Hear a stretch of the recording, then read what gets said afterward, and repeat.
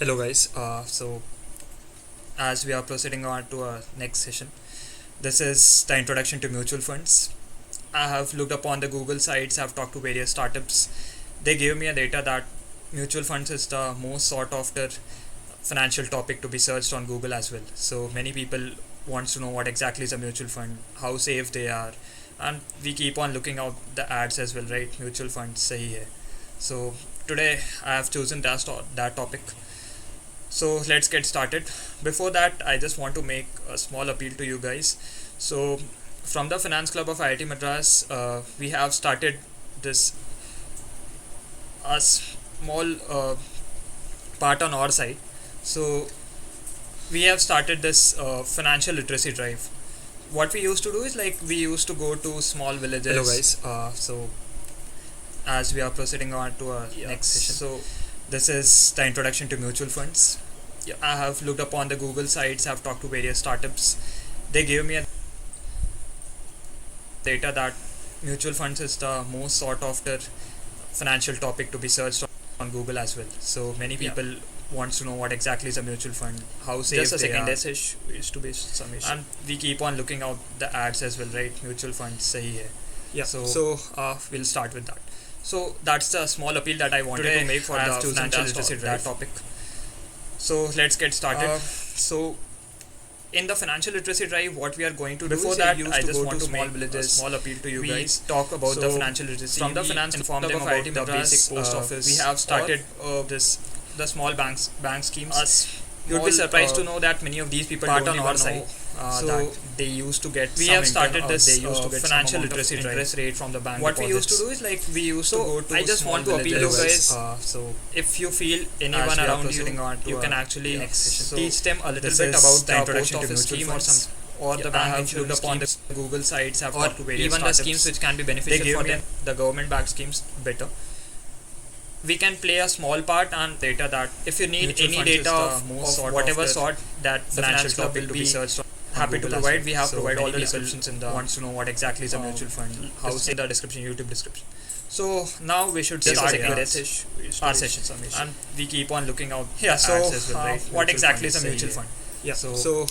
We'll start with that. Mutual fund is So that's the small as appeal the that I name wanted to suggests, make for I the have chosen financial the literacy funds topic. being gathered by people, and they So put their let's get money started. into the various investment So options. They put their money in the into financial literacy stocks, drive, what we are bonds, going to do futures, I just want to options, small and whatever the amount a of small appeal revenue to you being guys. generated. Talk about So the it's financial being literacy shared from the finance inform club them of about IIT the Madras basic post post office. We have started various people. this, It's being the shared small among the banks, people bank who have schemes, accumulated. You'd be surprised to know. know. So it's like a sort of, since many of the stock options part on our side being costly for a single person to buy, we have started this sort of financial literacy drive. Enables what even a common person we used to get attached. I just want to appeal you guys to the main investment scheme. That's the whole purpose. You can actually money does not limit a particular post office getting into the investment option. Or the bank getting into the investment Google sites have or so that's the basic of the schemes which can be beneficial for them. The government. And next we move on to the concepts of we can play a small part and data that in the any data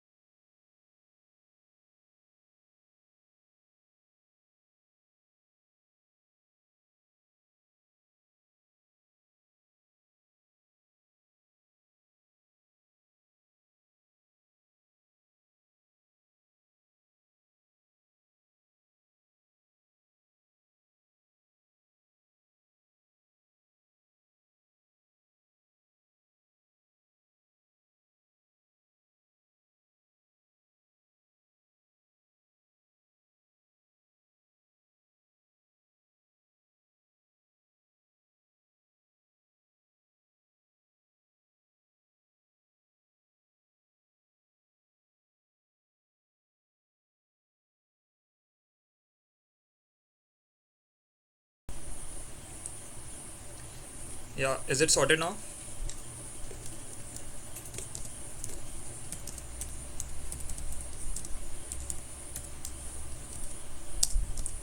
Wait. Just wait.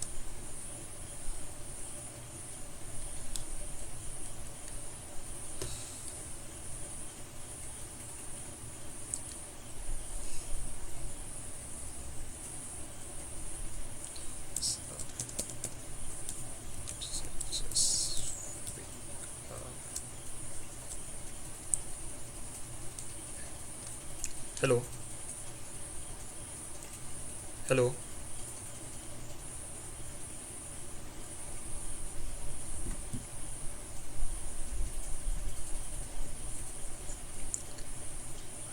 हाँ आ रहा है क्या अभी? Hello. आ गया ठीक है चलो.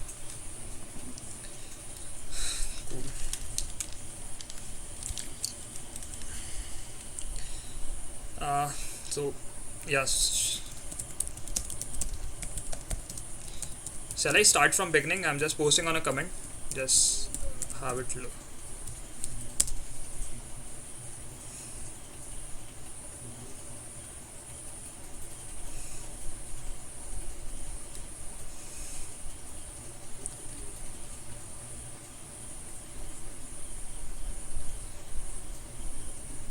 Okay.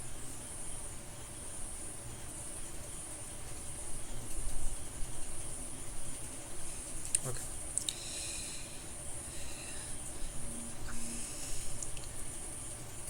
Yeah, so we'll start from beginning.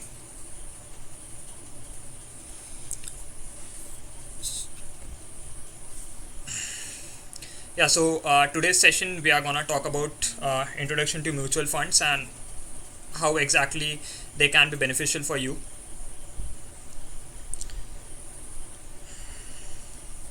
Okay. Okay, I'll try to just use the mic. Cool.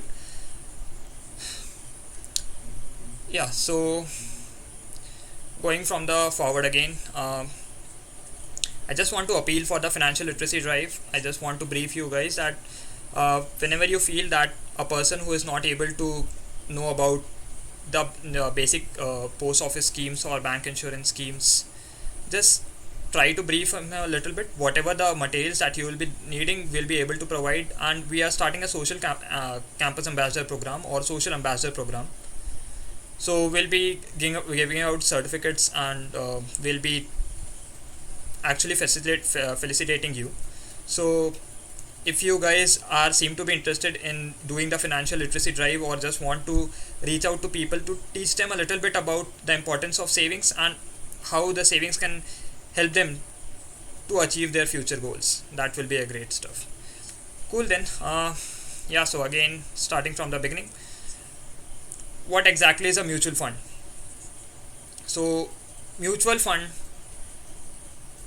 we have been talking about. So many of times what happens is, if you look at the cost of the Nifty, if you look at the cost of the Sensex, these are the just indexes. There are certain stocks such as MRF who is trading at around 7,000 rupees.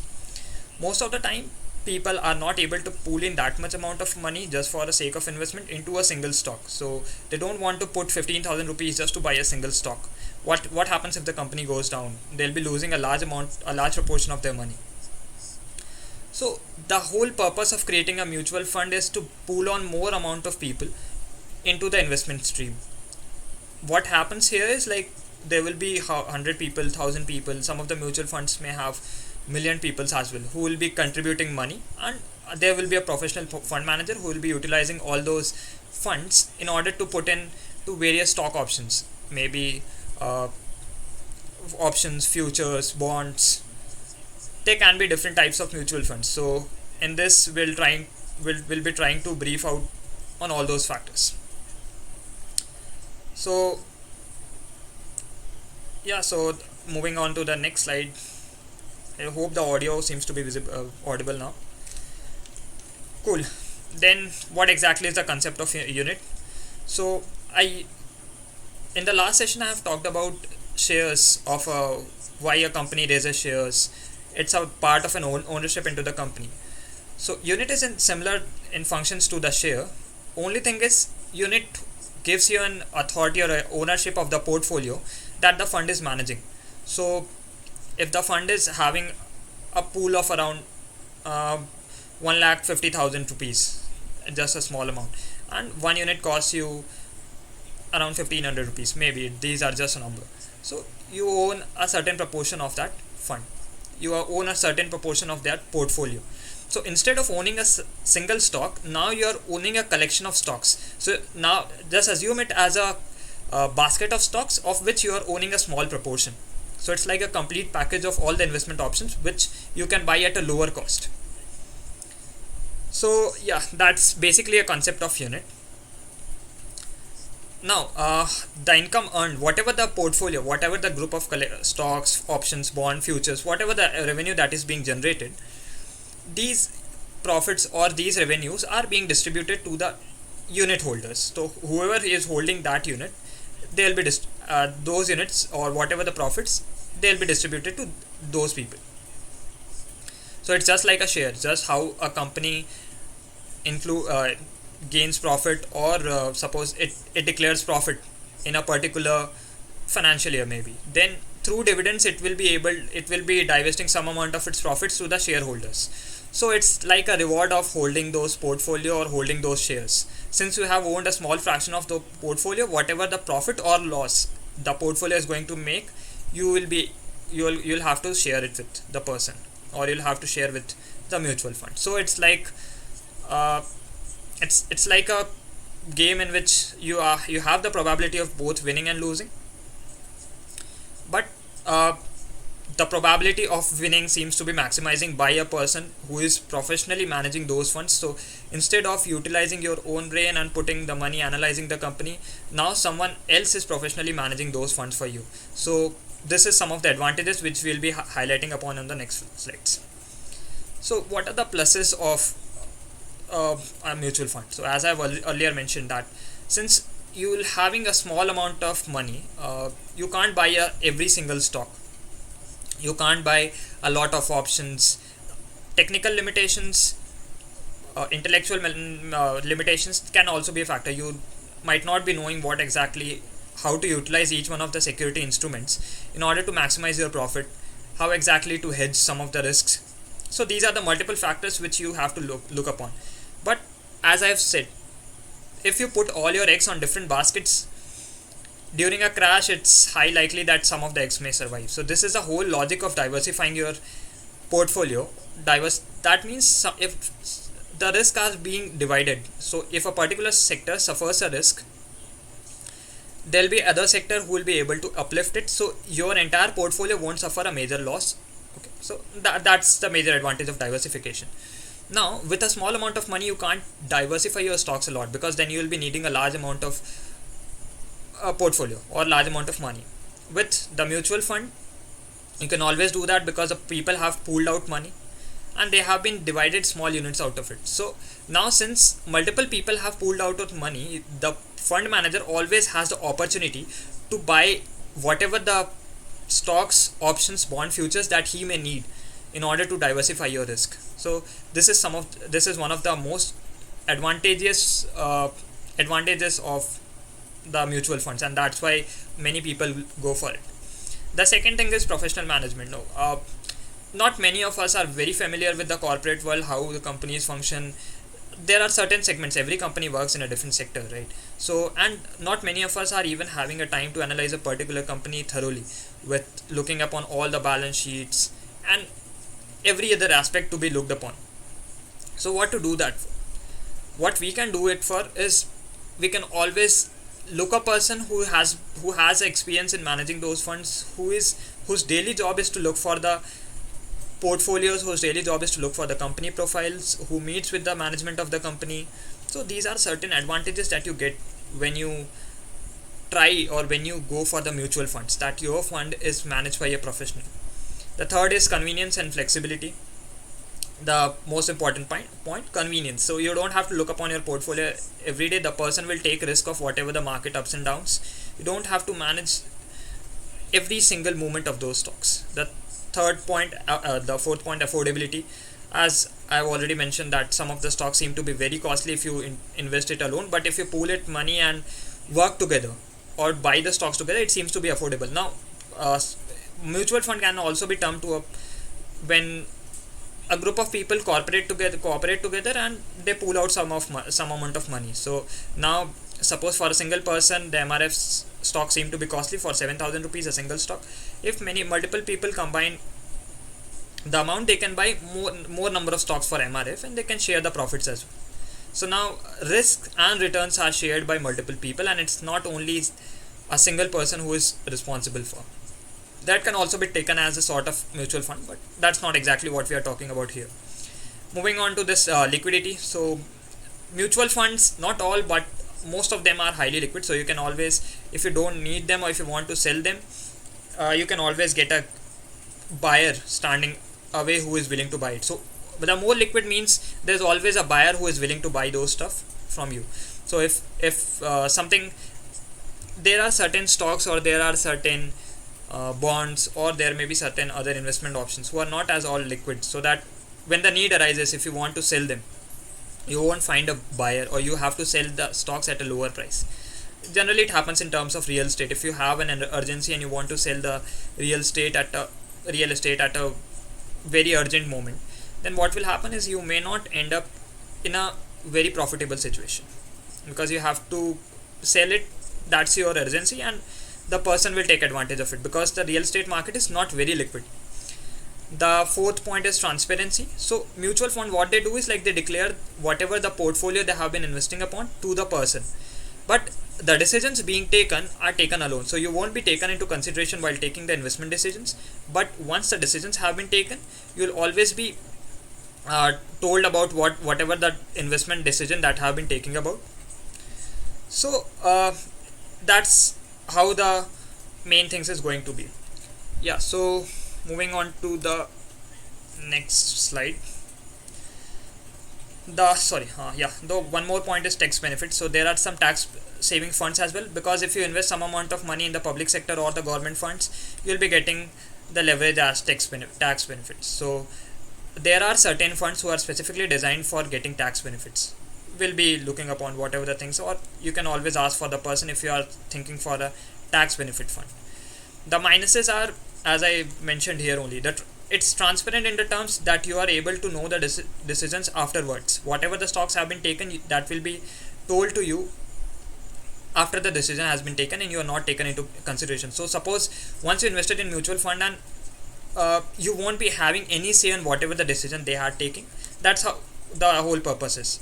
So you can't influence their decision, even if there's a very lucrative opportunity that you have found out, but you can't suggest that to a person. So even though it's your money, it's not always your decision. So the convenience comes at a cost, and this is a cost that you have to undertake.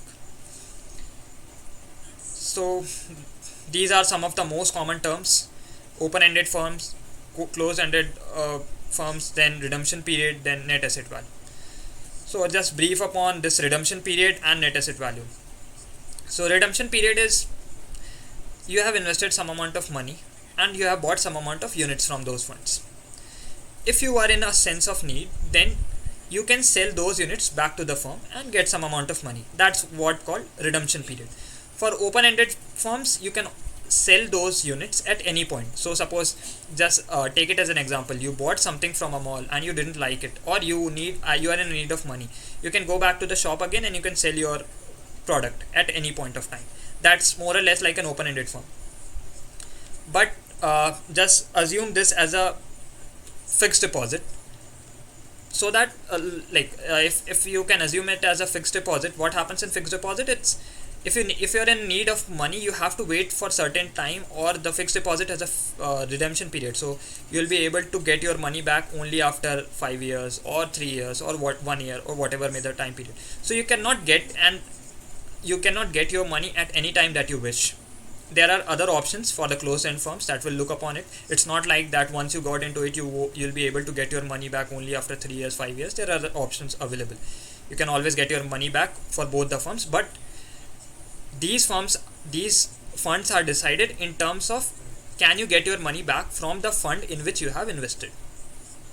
So let me be more clear about this. Open-ended firms and closed-ended firms, they differ on the basis that you bought something, you are in a need of money, you sell this thing back to the firm, and you get your fund, you get your money back.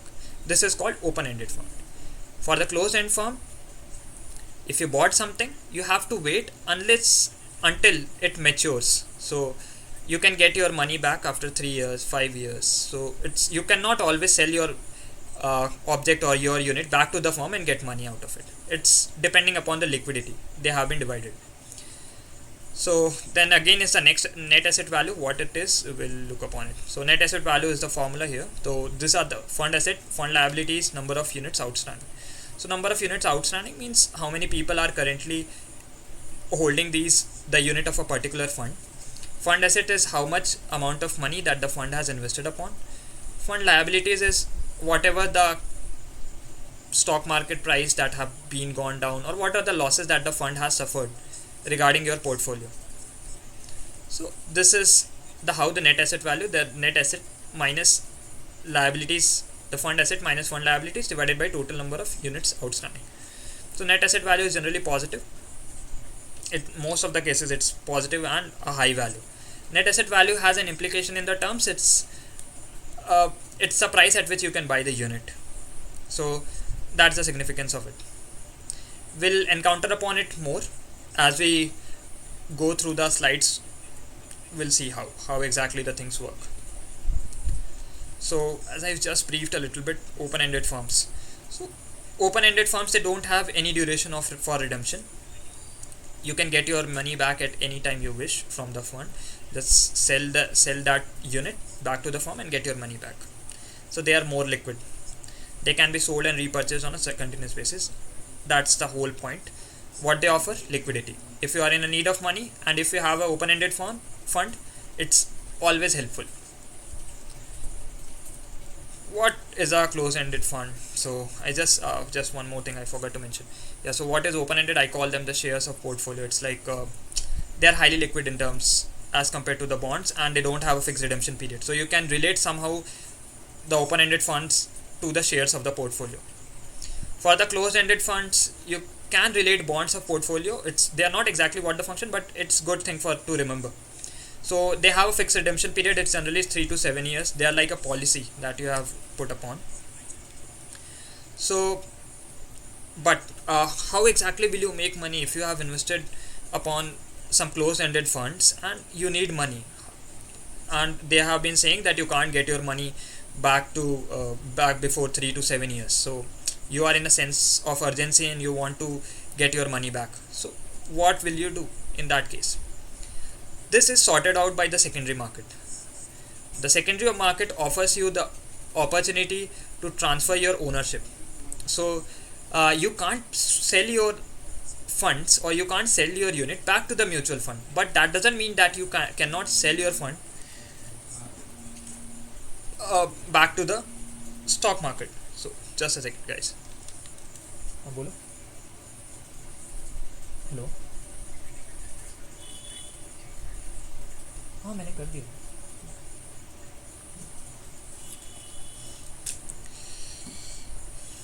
So sorry for those technical limitations. Okay.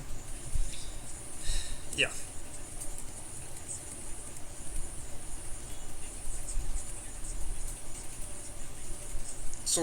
So sorry for the disturbance, guys. So this is what exactly is this closed-ended funds. Closed-ended funds, you cannot sell your funds, you cannot sell your units back to the firm, back to the, suppose you have bought some of the mutual funds from, suppose Aditya Birla Group or Aditya Birla Mutual Fund. You cannot sell your units back to the Aditya Birla Group, but that doesn't mean that you cannot sell those units back to any other person. There are always secondary markets open, so that if you need money at an urgent state, or if you can't wait for 3 to 7 years to get your money back, what you can do is like just sell the ownership, the certificate of ownership that you have for those mutual fund, and sell it to any other person and get some amount and get the amount reimbursed, or that's reimbursed doesn't seem to make a lot of sense, but yeah, you can always get your money out, and it's not like your money have been stuck for 3 to 7 years. So there will be always secondary options. You can always sell your units to any other person in the secondary market, and the secondary market are highly liquid. It's not like you have to look for any other person. These units are always listed on the stock market, so you can sell those sell those units into the stock market. The benefit of selling your funds through the stock market is there are more number of buyers available, so there are more likely chances of your unit to get a reasonable price or a good price. Otherwise, if the option of secondary market is not available, it's very less chance that you will be able to get a reasonable price or the price that you should be deserving, or the deserving price. So the secondary market offers you the advantage of more number of buyers available to buy your particular fund unit. So since the more number of buyers, the demand increases and you're able to get a reasonable price for your unit. So that's one of the advantage of the closed-ended funds. Then moving on to the next, price is determined by the forces of market. So it's dependent upon that as well. If the market is less volatile, if the demand is less, then by a common demand supply graph you'll get to know that the prices will end up less. If there are less number of buyers actually willing to buy your unit, you will be able to get less amount of value. So they are less liquid as compared to the open-ended funds. There may be buyers available, but their numbers are not specified. Sometimes whatever you are selling, people may not seem to be interested upon. So this is some of the advantage of the closed-ended funds. But what the advantage that you'll get in terms of return, you'll always land up higher returns when you invest in closed-ended funds than in open-ended funds in most of the cases. So there are multiple aspects which need to be looked upon when investing for the right mutual fund. First of things that you'd have to ask yourself is what are the objectives and what is your risk-taking ability. Based on these two factors, there are multiple options available on the mutual fund. We'll be discussing upon them in a little while. And for every other of your objective, there is a fund. So now the fund market is quite diverse. The fund managers are offering every segment of the portfolio so that they are able to reach out to a more number of people. They are able to satisfy the interest of large number of people, and more number of people start investing into the market, though not through the primary route but through the secondary route. So secondary route is what? Through the another person or through the mutual fund. Primary route is you are investing your money itself in. So that's the mutual funds are offering. They are offering multiple flavors. What I say generally, they are offering multiple flavors of the investment options. So yeah, so that's the first one that we'll look upon is the growth fund. Growth fund is especially for those people who are looking for a high risk, high return.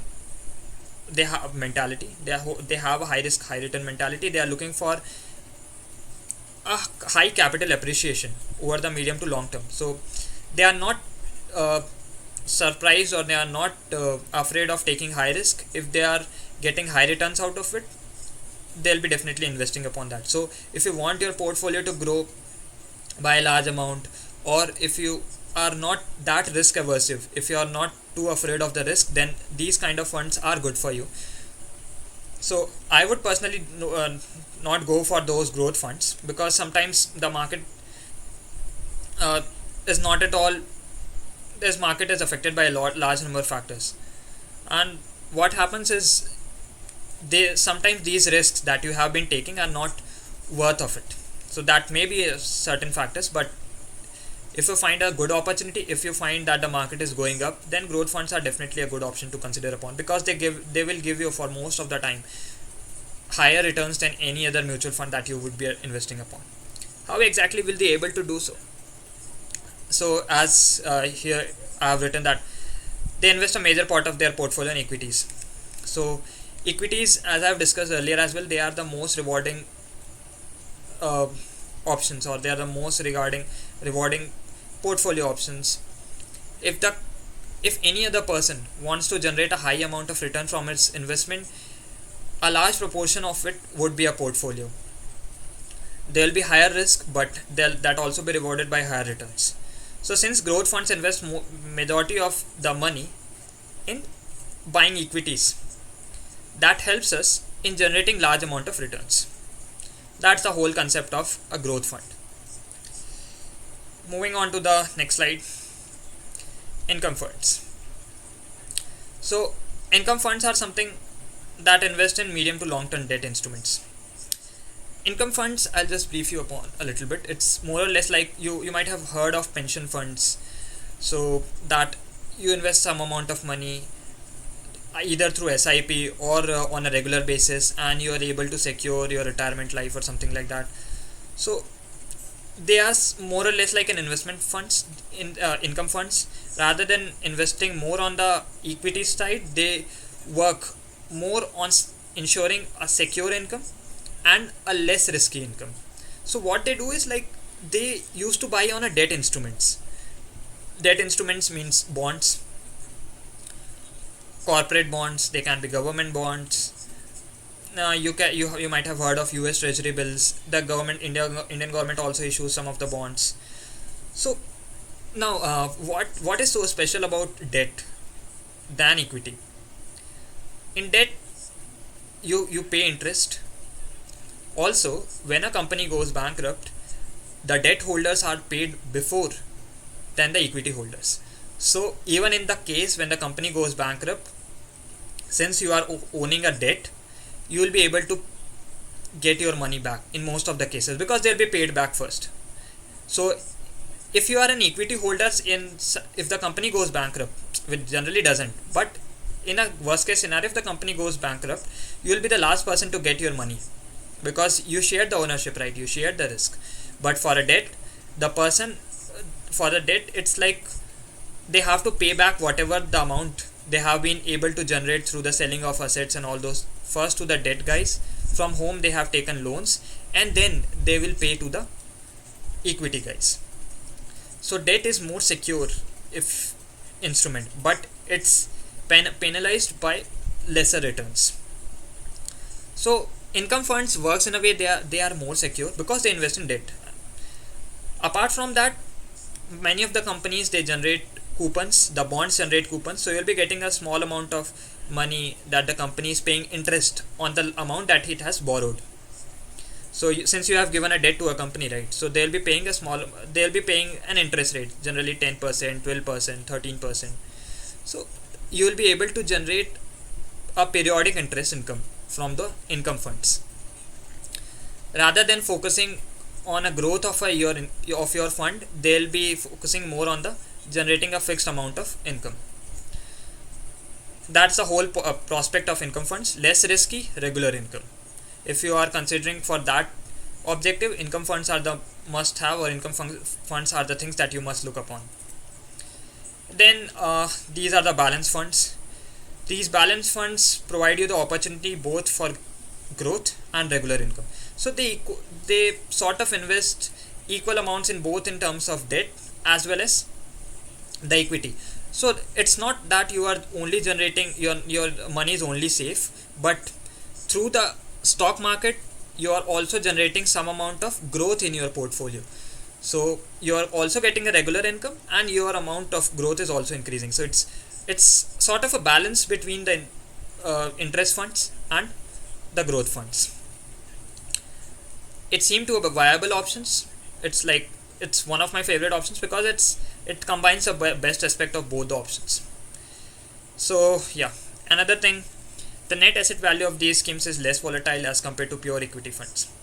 Now again, always the equity is more volatile than the debt instruments because for a ownership there will be a multiple buyers always available. If you might have seen the stock market exchanges, you might have seen that there are always multiple buyers available. If you want to sell at a particular point, you can sell it instantly almost. So more or less, the more secure instruments are taken into place or more the bonds have been included into your portfolio, it becomes more difficult for you to sell. It becomes less volatile.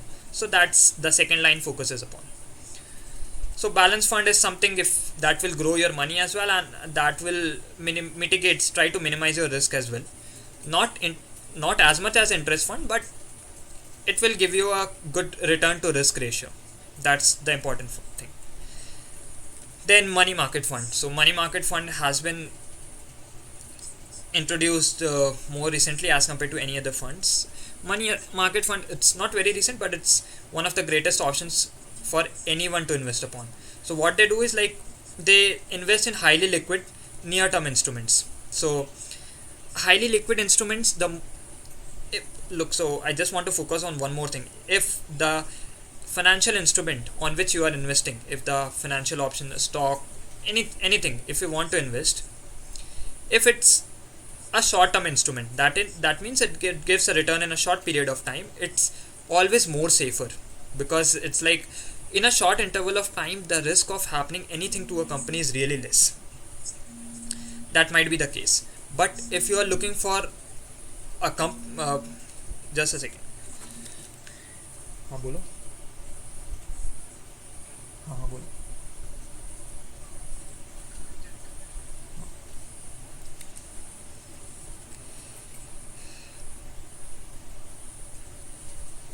Okay.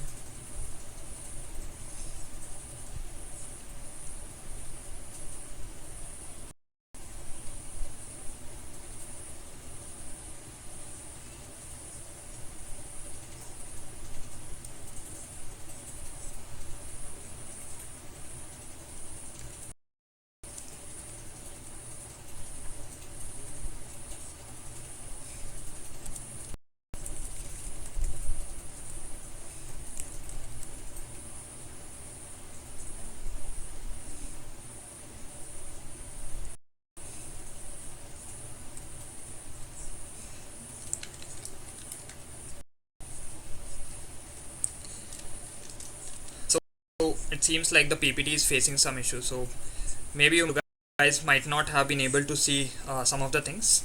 Just look upon it so that it will just refresh your memory back. It's not a big thing, so you might be able to correlate it very well.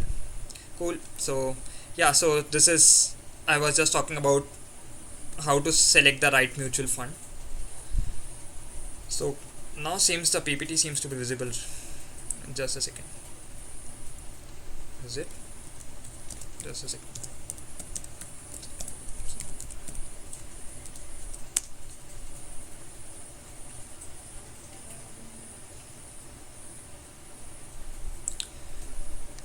Cool. So I was just talking about the objectives and risk-taking abilities which decide which is the right mutual fund for you.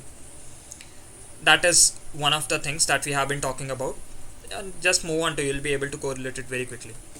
So yeah, so growth funds, as I've been mentioning, if you have a high risk appetite, if you want to generate high revenue and you're not afraid of taking risk, growth fund is the thing for you.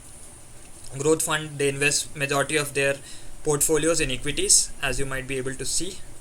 So they invest a majority, since they have investing a majority in their equity, they are able to generate a high returns, but they have to compensate by going for what should I say, higher risks. So this is the growth funds that might help you. Cool. Then the income funds. So income funds is for the people who have very low risk appetite and they want a secure income. What they want is they want a steady source of income, and they don't want to go for a very high risk. So whatever the risk that they have been want to take is really less. And the income funds are the best in that respect, because as I have mentioning that debt are more safer instruments than stock markets. Why is it so? Because whenever a company goes bankrupt or whenever anything happens to a company, debt holders are the priority, have been taken into priority before going for the stock market. So if you are equity, you are holding an equal ownership of the company, so you own the equal risk of the company as well. In case of anything happens to the company, you have to share your risk equally. So that's the basic thing. One of the things that I want to focus upon, just don't try to focus much on the written content, because there's very less content which is written, and I don't think so you'll be able to really understand it. If you are able to read it, that's fine. Otherwise, I'm trying to explain as much as I can. There's very little content which I have written So whatever the content that I am speaking of, I am speaking not from the written part but from the whatever the things that I have known already. So it's fine if you are not able to focus much on the written content. I think the PPT is facing certain issue. We'll try to resolve upon it. So yeah, that was the thing that we have been talking about. Cool. So moving on to the next, I have been talking about the balance funds, right? So okay, just a second.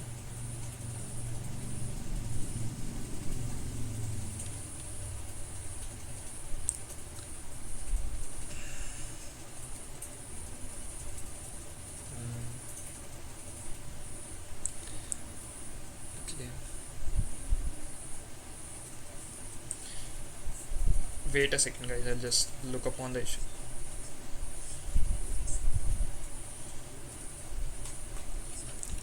Is it?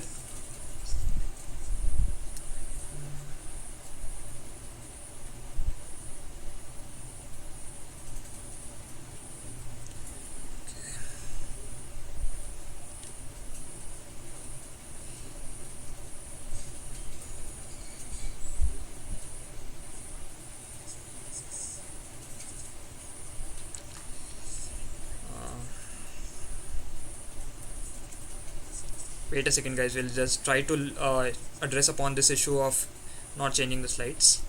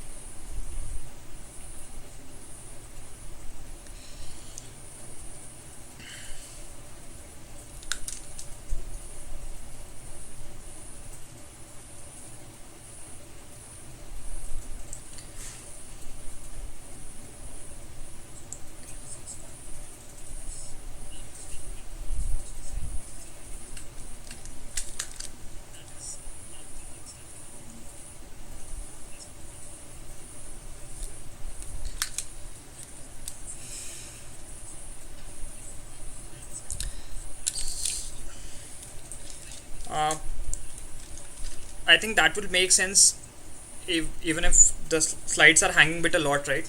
But what I try to do is like I'll try to explain whatever the things that you have been, so that once you see the slides, you'll be able to correlate as quickly as it possible.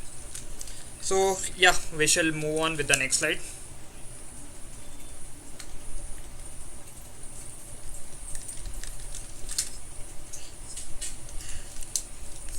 Cool.